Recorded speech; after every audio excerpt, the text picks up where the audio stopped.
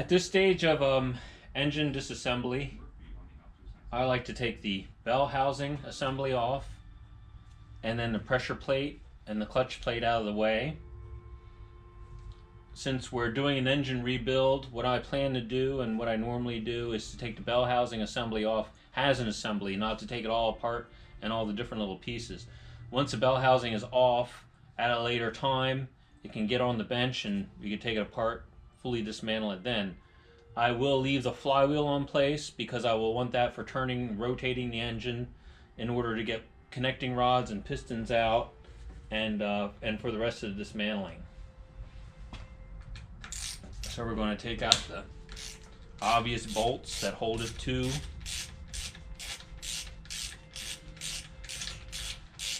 the crankcase.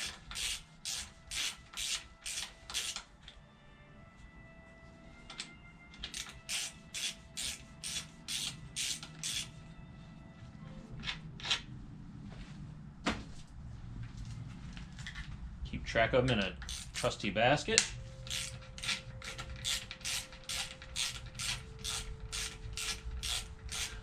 Before the car arrived, the oil pan had been dropped down to investigate why I had an internal coolant leak.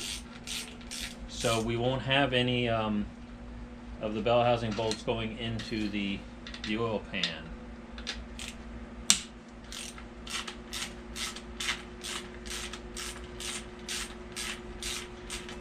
Now if we were doing a clutch job in the car, you can do that with the engine in place. It's not particularly fun, but it is very possible. The bell housing does come off in two halves. You take this rear plate off after you disconnected the oil lines, and then undo the bolts that hold the two halves together, the studs.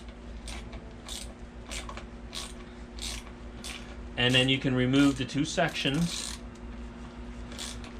Of course, before you can do that, well, I guess you can leave the Hardy Spicer disc in place. Feeling a little spring tension there for some reason. Can't imagine what the tension is from. Maybe there's a little bit of pressure on the throwout bearing.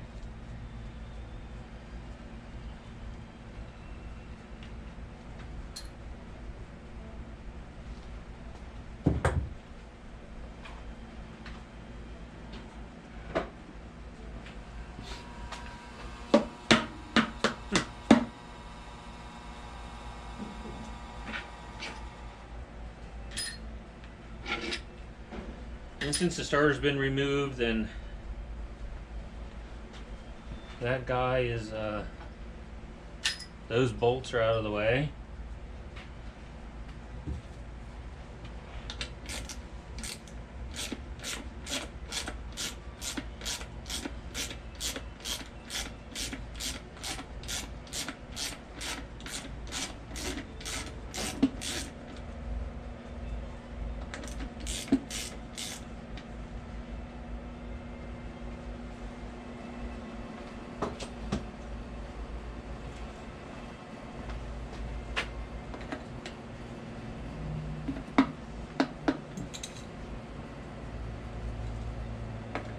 It wound out all the way. I don't know why it's not pulling out. Odd. Well, I see. It looks like that's a captive bolt. I wasn't aware that there were any of those. I never saw one on the 83 bell housing. We will see what it is.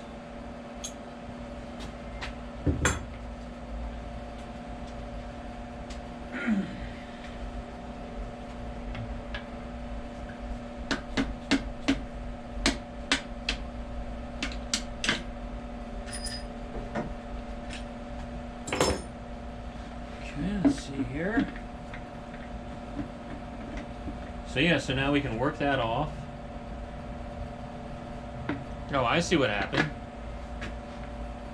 In this instant, this insert came out, so that'll be something that'll need to be fixed at a later time. You can see inside here, throwout bearing, the oiling connection tube, and all that. This finish inside here, this brown red finish, is an original coating, and I do everything I can to preserve that because it's quite durable. It's quite a durable product, very effective, and I don't think there's anything made today that can match it.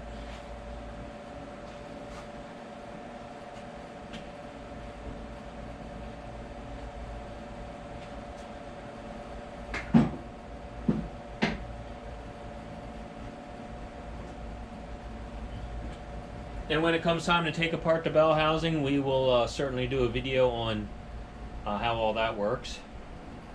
Or I should say I will. Okay, so now at this point, we want to take out this perimeter of bolts. And you want to remember that that there's tension from all the clutch springs.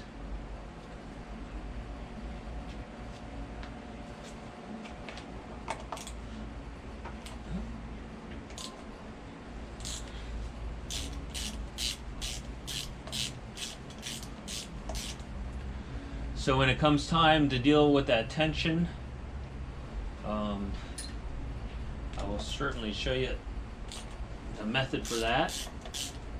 I'm going to leave this nut on loosely.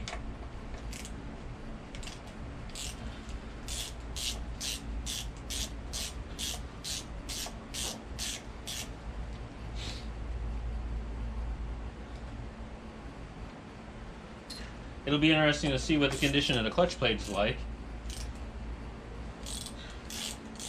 Also, when I do the bell housing, I will go through redoing their pressure plate, putting new clutch springs in. Each one of these have needle rollers in them. Sometimes there's wear on the ends of these levers that needs to be addressed down. And then when we go back together, I'll talk about clutch adjustments.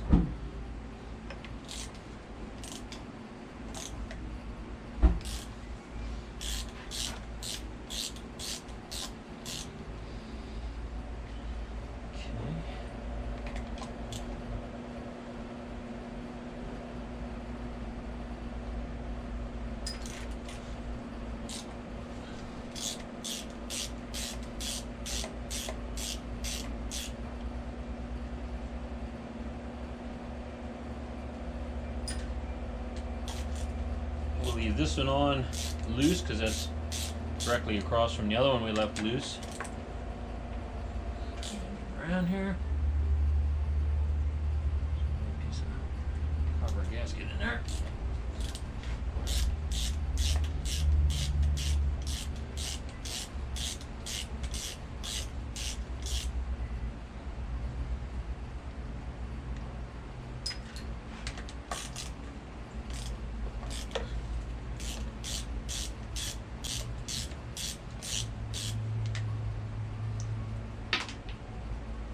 Lock washer broke.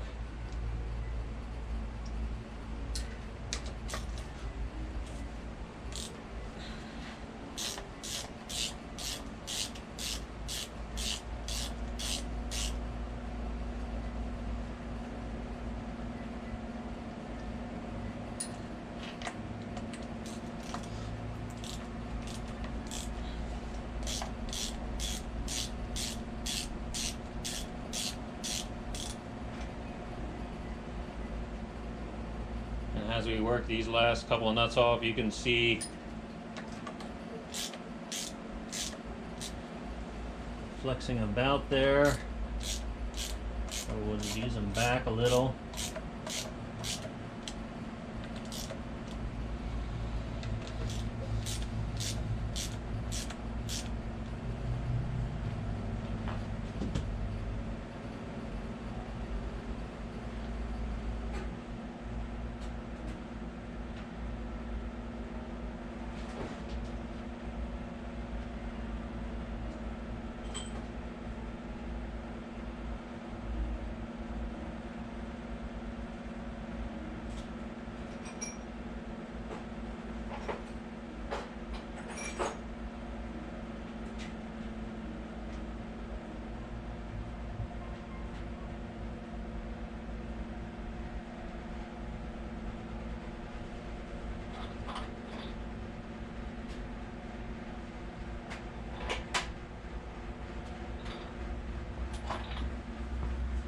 Well, I'll put some of these in place,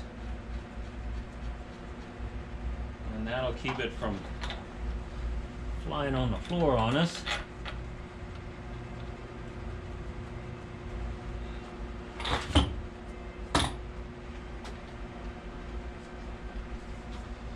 And we'll need those for going back together.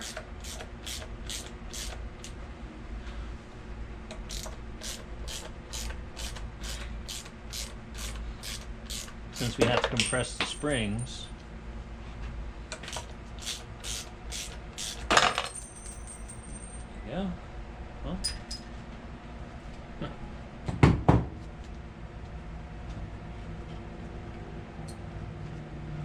Actually, these weren't doing anything. Well, this bottom one might have been, but certainly the top one wasn't.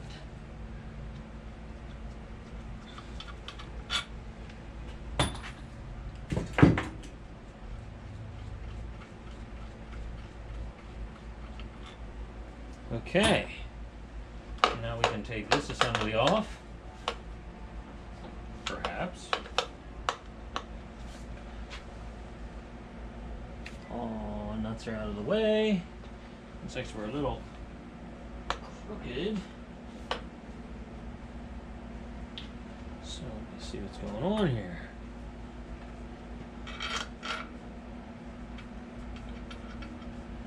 Run these in just to make sure it doesn't fall off on our toe.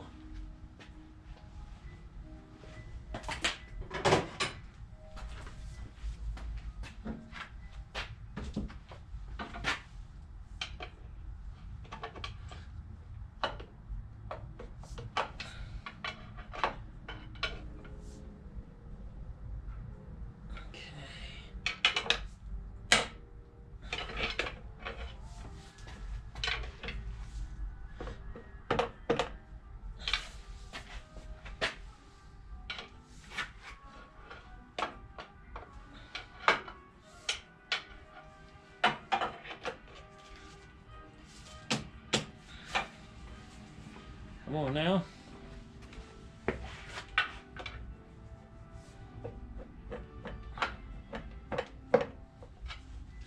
Wasn't quite expecting this.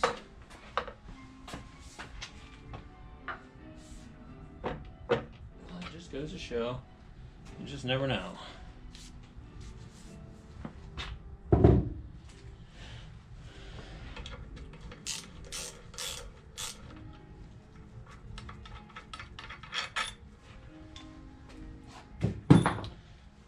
So now I need to figure out a way to get this off without it suddenly dropping on my toe.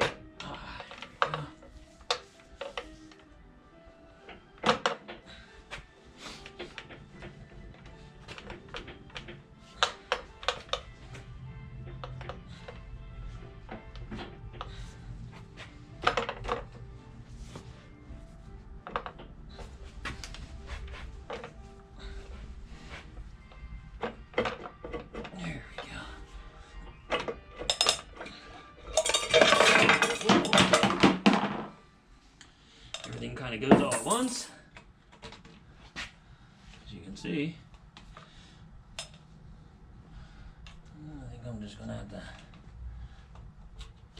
now grab the clutch there.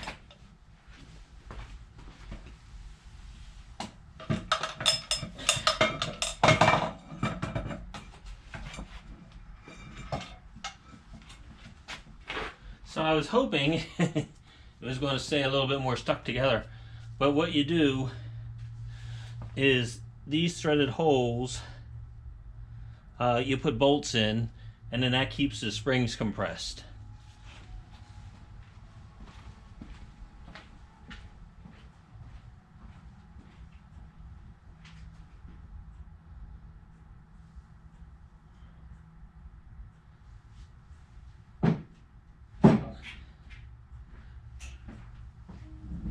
I don't know how or why I managed to forget that portion of it, but yes, it happens. And these have what's usually referred to as the red spring, The later was the yellow spring, which I think was a stronger spring. And sometimes there'll be a spacer here on the flywheel. I don't see a spacer in this point. So maybe this one has not had its clutch conversion to the long clutch yet. The clutch doesn't look terribly worn.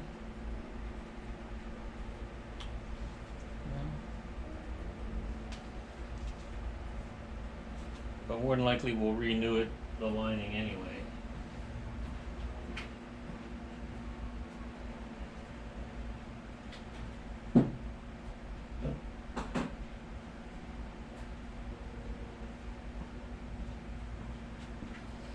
We'll pop out the rest of these springs.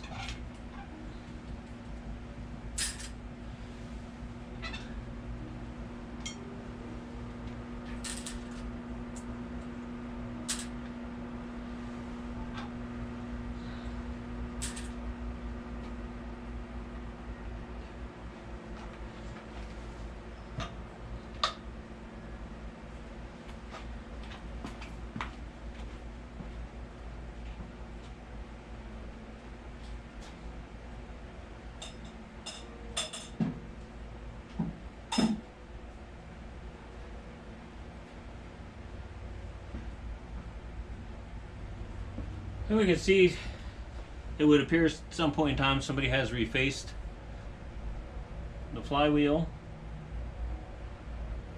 I don't see any heat cracks anywhere, which is good. And again, the reason why I choose to keep the flywheel on now is so that we have something to rotate the crankshaft by. So that's it for getting the bell housing and the clutch assembly off the engine.